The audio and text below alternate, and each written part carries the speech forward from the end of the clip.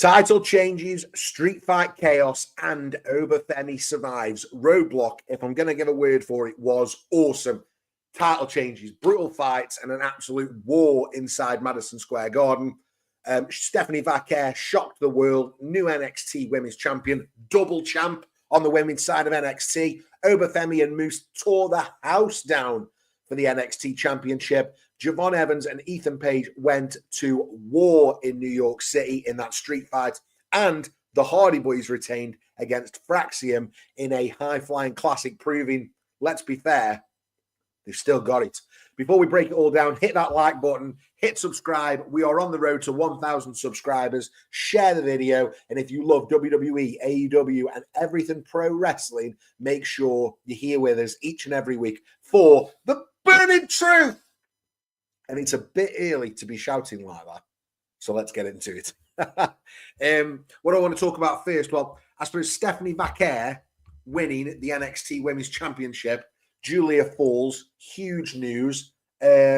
What do we think about it? I suppose I'm shocked that this didn't end with some sort of schmoz finish and them both winning the titles. There has been some reports of Giulia being injured, but I was still really surprised to see Stephanie Vaquer walk away with both championships. As amazing as it is, I think on reflection, since maybe they both debuted in the company and on the brand, I think that Giulia has been a bit of a letdown compared to Stephanie Vaquer. In fact, that's probably not fair.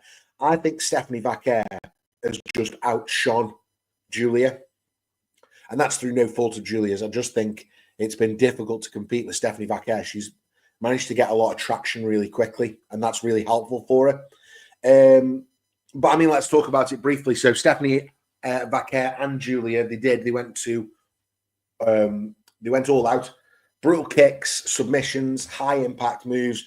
Giulia nearly had it locked with a triangle choke, but Vaquer powered out. And then there were, I think it was two to finish, but I think there was 3 in total SVB backbreakers later. Vaquer is the new double champion. All the confetti, all the celebration. And I think, what an amazing thing to have happened. We had Stephanie Vaquer last month become the first South American-born champion in WWE history. And now, I mean, let's be fair, now she's the first South American-born double champion in WWE history.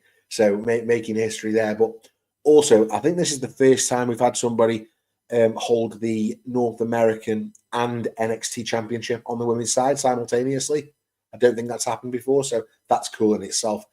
Technical showcase, the match was straight up fight. They didn't give it as much time as I would have liked. But Vaquer, like I say, proved that she was the main woman in NXT. I'm interested in where both these women go from here. Where does Giulia go from here? And who's up to challenge Stephanie Vaquer first? I think we know the answer to that. I think Jada Parker is waiting in the wings to be Stephanie Vaquer's next challenger. But I can't help but feel this isn't done. I don't think Giulia just disappears from here unless the reports of injury are real and she's off TV for a little bit. But yeah, I was really happy with this. Genuinely had a smile on my face. I mean, I finished watching it maybe less than an hour ago. And yeah, this one really, really made me happy. But there was more than just that going on in the show. We also had Oba Femi. Make sure you got yourself a coffee, guys. Oba Femi versus Moose. NXT champion versus TNA X Division champion for the NXT championship.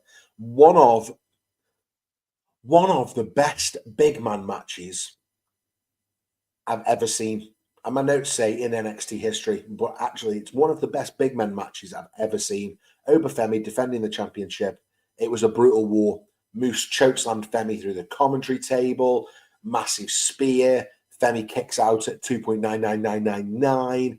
Femi countered a second spear with a fall from grace for the win. And the match was power versus power. And I think Femi just proved why he was a dominant force in NXT. And that's without even mentioning that before the match, he's walking backstage towards the ring area. And who should stop him but the dead man, The Undertaker, who gives him a bit of hype, says, you go, defend your yard, something to that effect. And I mean, what a rub from Taker to Oba Femi. Just does something else to really legitimize this title reign and make Oba Femi seem like a big deal. And when Femi goes to the main roster, I think he'll still have this rub and he'll still feel like this big deal because we've made him feel like a big deal for all this time.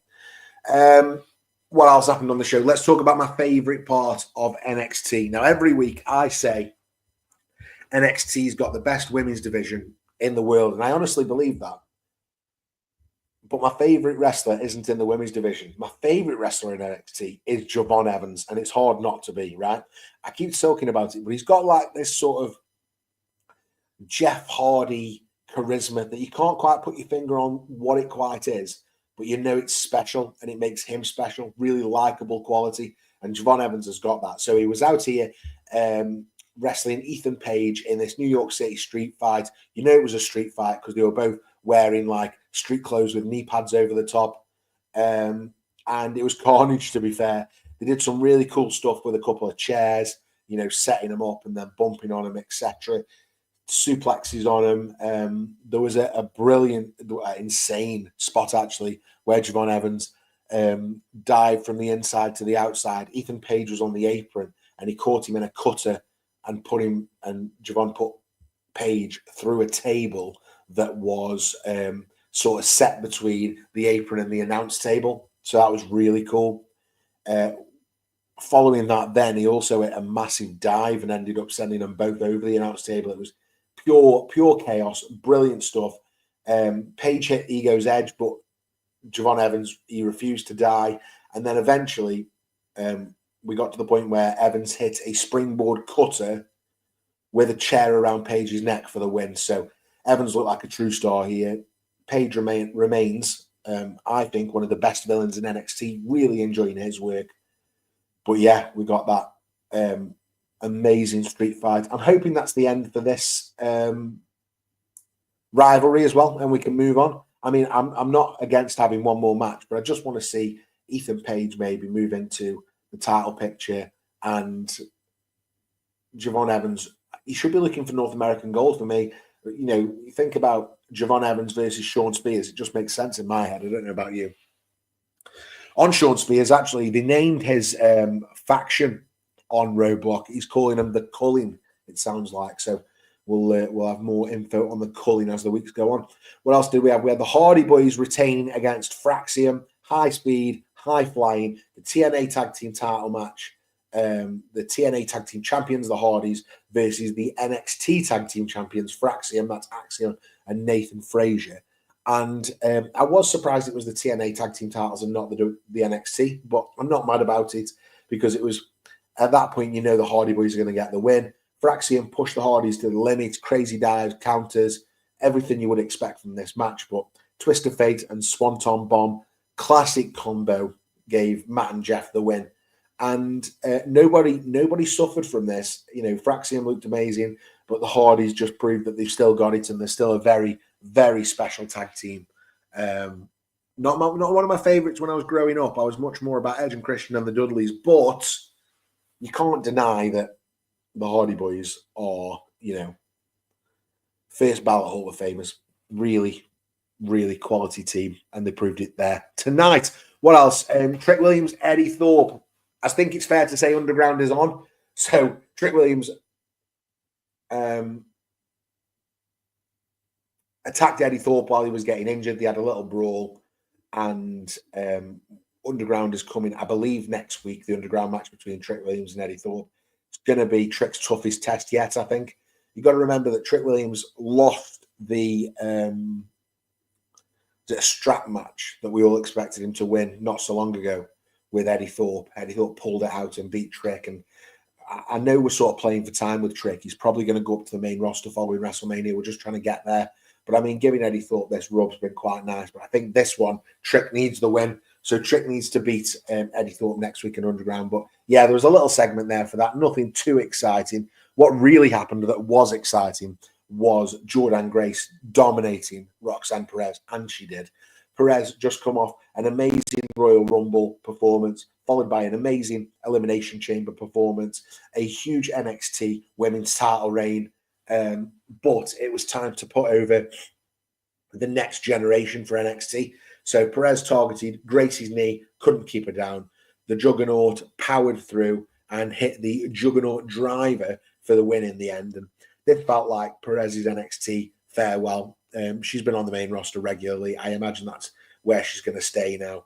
And good for her, absolutely good for her. But it is time to move on to Jordynne Grace on NXT, and we're ready for her to start crushing bodies, basically. You know, when we talk about what's next for Giulia and Stephanie Vaquer, Jordynne Grace is there.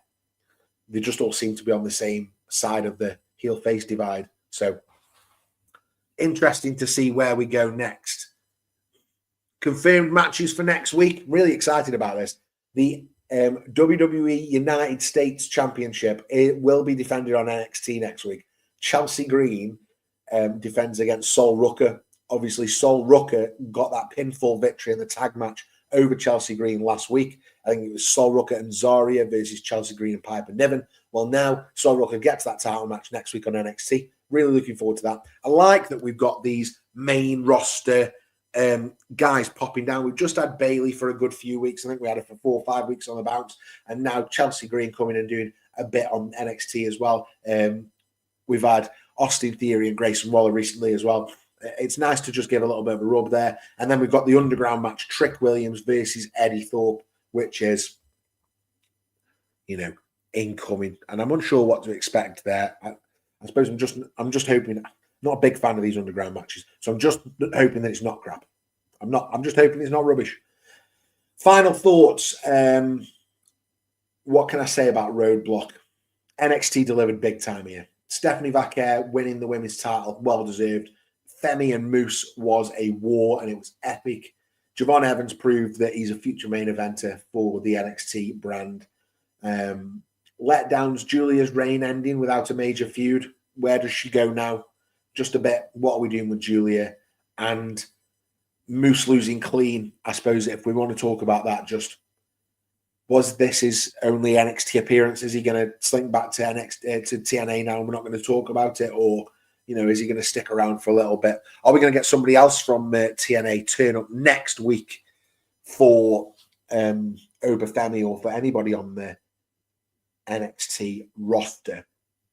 And I suppose that wraps up the episode of the big NXT review. It went off at Roadblock. Stand and Deliver just round the corner. Roadblock felt like a PLE, although it was just a special episode of NXT. Felt like a PLE. Stand and Deliver shaking up to be even bigger than this, though. But I want to hear from you, right? So some questions in the comments below, if you will, por favor. Let's talk about who should Stephanie Vaquer defend titles against next first. Who's next for Stephanie Vaquer? Is Trick Williams ready for NXT Underground? Did Moose deserve to beat Oba Femi? Or was Oba Femi winning the right choice? And remember, we are on the road to 1,000 subscribers. So please hit subscribe, turn on your notifications, and let's keep this community going. I just want to talk about wrestling and have fun. So does Matt Burns. Help us do that. We'll love you forever. Stay hyped, stay wrestling, and I'll see you on the next episode of The Burning Truth. My voice nearly broke then. Have a nice day, guys.